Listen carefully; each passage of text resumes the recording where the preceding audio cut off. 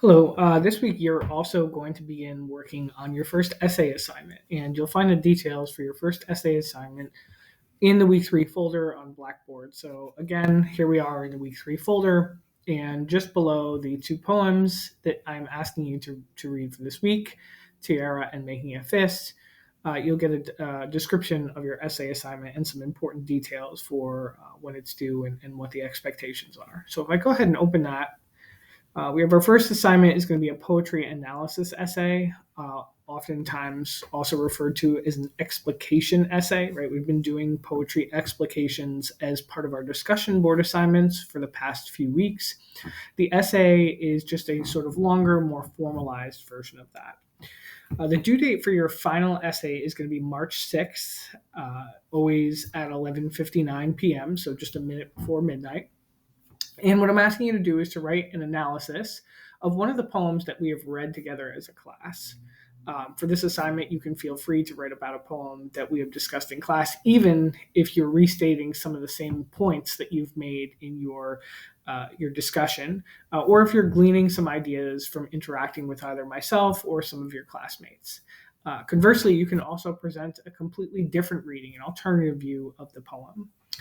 I'm going to scroll all the way down to the bottom here, just to give you a reminder of the poems that we've read so far.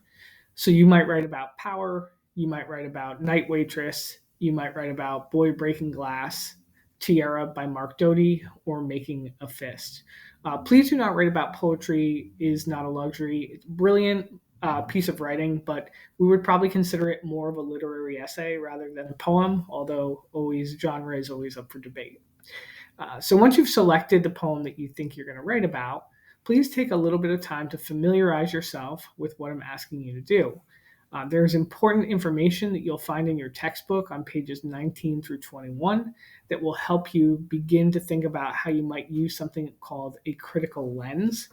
A critical lens is when we look at sort of just a particular thing that a poem is doing, or we focus only on like one set of meaning that a poem is creating. So we might think about the way in which the writer's life or biographical information impacts our understanding or reading of a poem.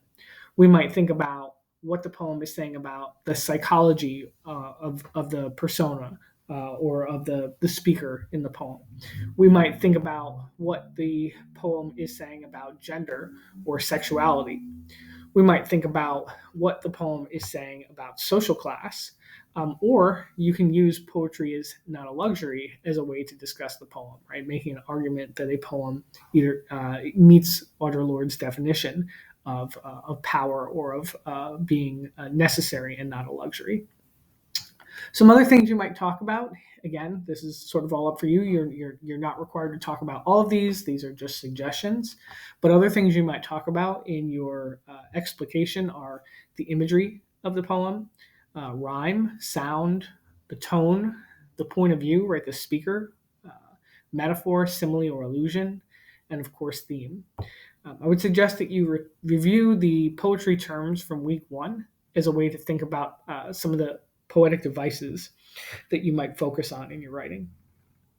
Finally, you want to take a look at the requirements. Essentially, we're looking for a paper that is between 3 and 5 pages.